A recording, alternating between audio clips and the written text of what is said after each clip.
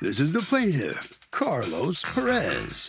He says he brought his leashed dog to the park, and the defendant's dog attacked his dog, and one of them bit his leg, injuring it. He now has a puncture wound in his leg, and his dog sustained a 6-inch injury to his stomach. He's clearly owed the $3,000 he's suing for today for vet bills and pain and suffering, and will be seeking just that from the judge today in this court.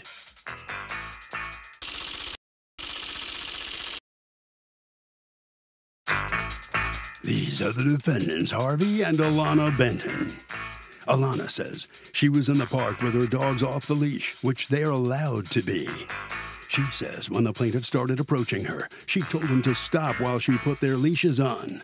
The plaintiff ignored her request, and a fight ensued. None of this would have happened if the plaintiff listened to her, and they feel they're not responsible for any of the injuries. They're accused of a big doggy dilemma.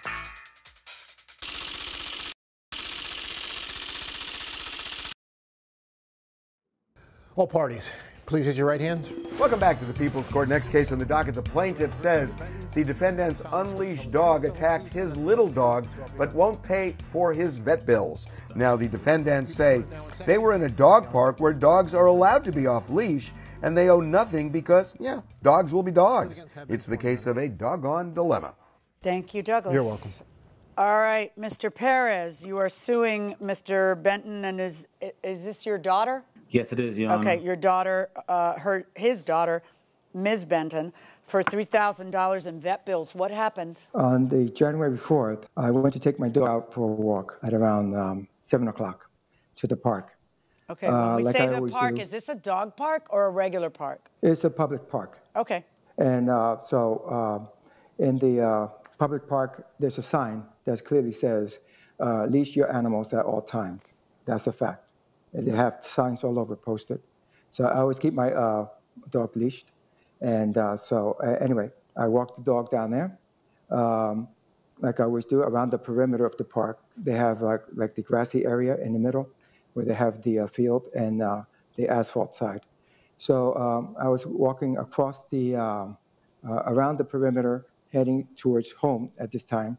And then I saw from a distance, the girl was having issues with the dog. What kind of issues was she having? It looked like she was trying to leash them because from the distance that I saw that she would look like she was trying to put the leash back on them. How many dogs does she have? 2. How old are you, Alana? I am 16. 16. And what kind of dogs did you have with you? What are your dogs? Blue nose pit bulls. Pit bulls. And how big are the pit bulls? I don't know exact size, but... I mean, are they full grown? Are they? They're, what you say, full grown for females. I mean, they're small dogs. How small are they? You're going like this, like it's a poodle. I've never met a pit bull this big. Want to see them? Yes, I do. Come, Blue in Brooklyn. Hey, mommy, come on, come here, come. Hey. Okay, there we go. Yep, full grown. All right, so she's trying to put the leash on them, and Alana, why were they off leash? They were using the bathroom in the grass. They can't use the bathroom with a leash on? Oh yes, they were stretching their legs out. They were running around. Okay, but is this a dog park? It's delayed. Yes, it's a public park. A public park is not a dog park. A dog park, dogs are allowed to run around. There's certain rules and regulations. Everyone assumes the risk when they go in there. This is a regular public park, right? Yes. Yeah, so you're not supposed to have the dogs off leash, right? Yes. Right. So, and why is it always pit bulls that are off leash? How is this? Consistent, though. Well, why is it so consistent? The plaintiff says that his dog has a deep puncture wound on his leg and the careless defendants need to pay up. But the defendants claim they tried to warn the plaintiff to keep away from their dogs, but he ignored them, so a fight ensued. Let's listen. What happens, Mr. Perez? So as I was approaching her, she said something, but I was at a distance at around 200 feet, so I really couldn't hear her.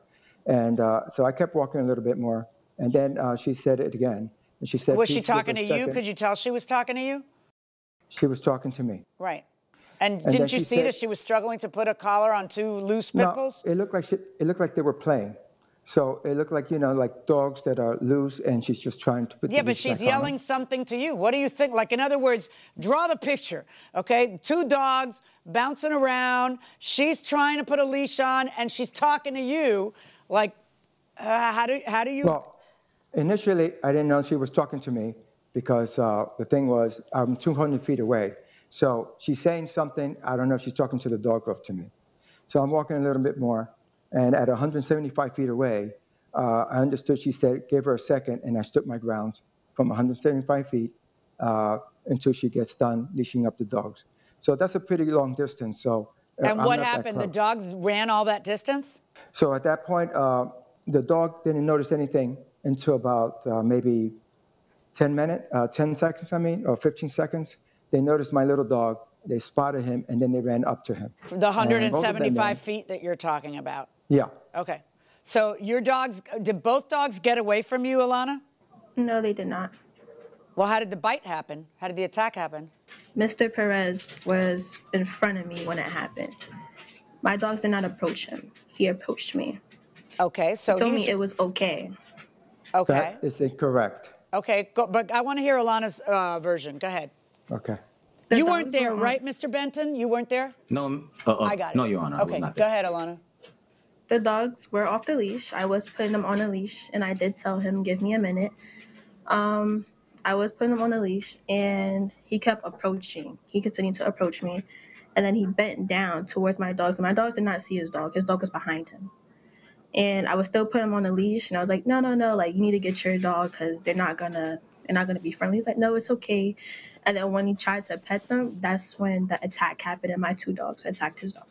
Okay. After they've seen him. And what did you want to respond to that, Mr. Perez?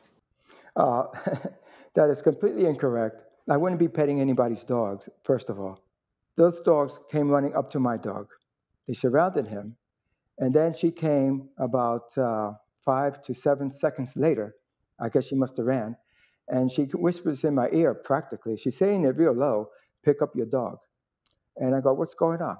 And she goes, I says, call them back. Because what happened is at that moment... Had the dogs bitten your dog at that point? No. But they're Why didn't you pick up? What kind of dog do you have? It's a Pomeranian. So it's a tiny little dog.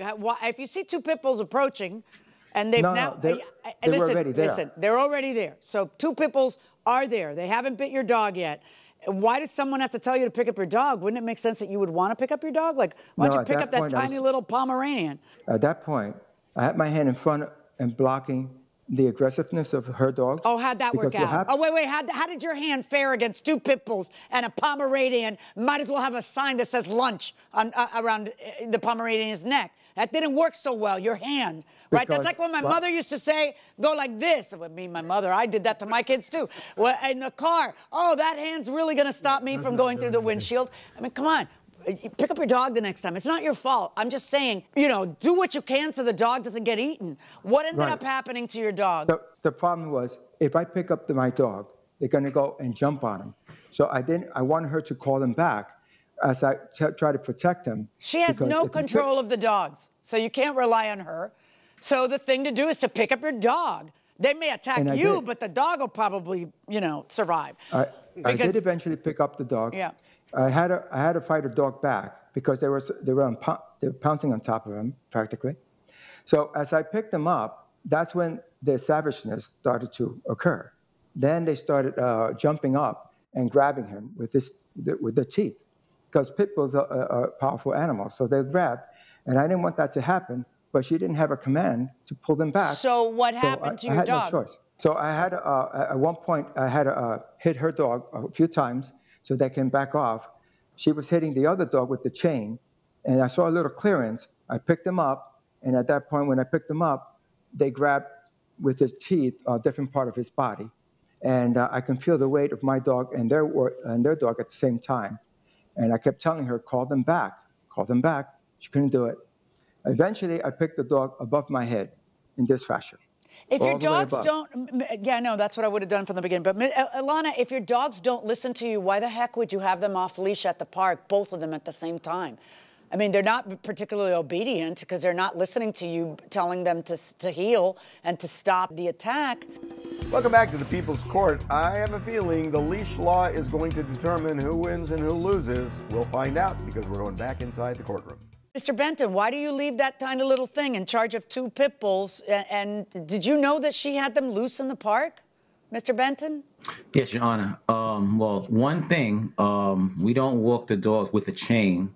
So that's incorrect, Mr. Perez. No, apparently you don't worry about anything like chains or leashes at all. My question to you is, did you know? Leash. Right. Did you know that she had them off leash in a public park? Yes. Yeah, you can't do that. Where did you get the idea you could do that? It's common. And no, it's not so common for people to do, heroin in the street in some places, but that doesn't make it legal. You don't have the right to have your dog off leash. You don't, and when you do, then you're going to pay consequences for it. But more importantly, Perez didn't have his dog on. Mr. Perez had his dog on a leash, but he didn't have the leash in his hand, so the dog was walking without. Okay, Mr. Perez you weren't there, and so I'm going to hand the floor over to Alana.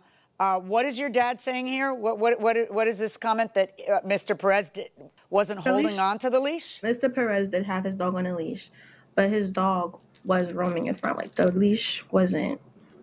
You mean it wasn't taut? You mean it wasn't tight, or you mean it wasn't in his hand? No, what do you mean? The leash wasn't in his hand. Like, the handle wasn't in the hand, but the leash was on the dog.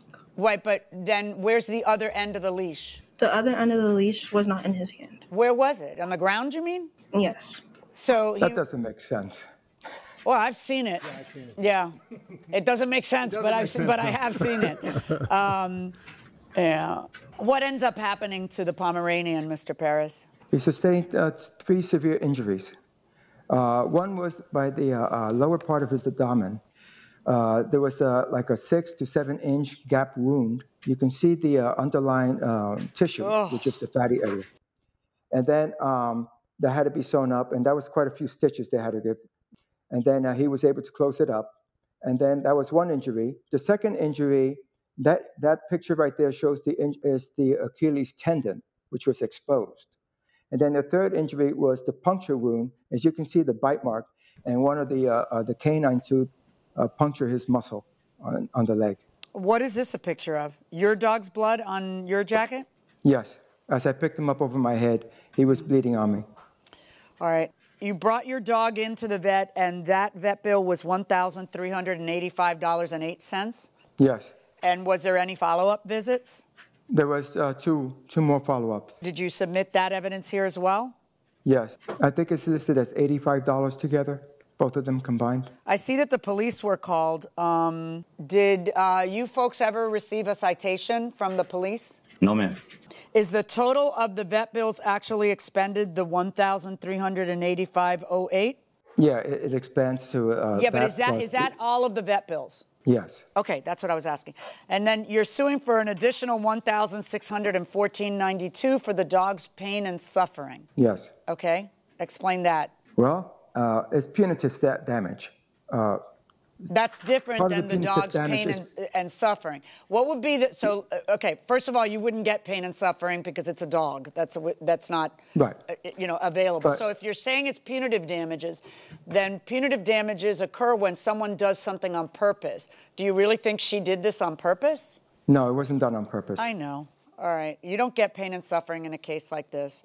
You absolutely get every penny of your vet bills. I am ordering the defendants to pay $1,385.08 to the plaintiffs to cover the vet bills. I'm not buying that dog wasn't on a leash, the dog that he was walking. And under no circumstances, even if I bought every single word Alana said, that he doesn't have control of his dog, and you certainly don't have control of yours, and yours do all the attacking, I think I pretty much know how it went down here. And I just don't understand why it's always, it's just always the kind of dog that shouldn't be loose because they have such a powerful gut instinct to clamp and not let go, and the things that pit bulls are known for. I don't know why it's always the pit bull owners who are just letting, maybe that's just because those are the ones who end up attacking and the others just sniff each other's behinds. But I don't know. Just, I wish, every time it happens, it gives the pit bulls a bad name, as opposed to the pit bull owners a bad name, which is what it should be doing. $1,385.08, verdict for the plaintiff. So the plaintiff is going to get the vet bills covered. He doesn't get pain and suffering for the dog, so it's almost $1,400 he's going to get back. Mr. Benton, let me ask you how you feel about the judge's decision, and Alana, too. What do you think? Let's talk to both of you. Well, the judge's decision, I believe, was very unfair because Mr. Perez had no control over his dog. My daughter, from 200 feet, did direct Mr. Perez not to come. And listen, I agree with you. I agree with you. I think it was foolish for him to walk toward you, but still the bottom line is your dog's attacked his dog, and you're responsible. Mr. Perez, they do have a point. You really should have stopped and turned around and gone the other way. Don't you think so? She said, give her a minute, and I was 175 feet away, and I gave it that minute. I waited, and those dogs got away from her. How is your dog right now, by the way? He's okay. He recovered. He'll be fine. Okay, good enough. That's good news. Okay, Doug, there is a law in most cities, most big cities in particular, that dogs out in public have to be on leashes. That said, it's a little tricky with dog parks, especially if there are signs that say dogs can be off leash, and especially if it's a dog park owned by the city. So that is tricky. I would check those signs, but I got to say, if you look at a dog that might be a little vicious, maybe don't go there. In small claims court, generally, which is more likely to be awarded, punitive damages or pain and suffering? Pain and suffering is awarded by a judge to compensate someone for something that they've gone through and had to endure. Or a jury. Or a jury. Yeah. And punitive damages, on the other hand, are meant to punish, to make an example of someone, to deter future bad conduct by a business or a person. And in my experience, not granted very often in small claims court. Not granted very often. Definitely pain and suffering, depending on the case. Pain and suffering, everybody always throws in a pain and suffering count. Right. It's not, like you can't have pain and suffering on a contracts case. Right. It has to be on a personal injury kind of thing. Right. Where you can't get it on a contract case. No well, contracts. I suffered dearly. I suffered dearly because I had to come to court and I didn't want to. Not that people won't ask for it. From time no, they'll ask for it all the time, all but the time. It needs to be an injury case. Right, and the other thing about punitive damages that kind of restricts judges and juries from just tossing them around willy-nilly is that states all have different common law or statutory rules that restrict how judges can grant them. You might have to have a higher burden of proof. You might have to have certain kinds of conduct. A separate hearing, potentially. A separate hearing. There are all kinds of complications. There's even some states that say when punitive damages are awarded, the state gets a cut of the punitive damages. That's so weird. I know. It sounds absurd, but, you know, they're all different. It's a patchwork. We have 50 states, and there's a patchwork quilt of rules on punitive damages. So thanks for joining us. We will see you for the next session of the People's Court.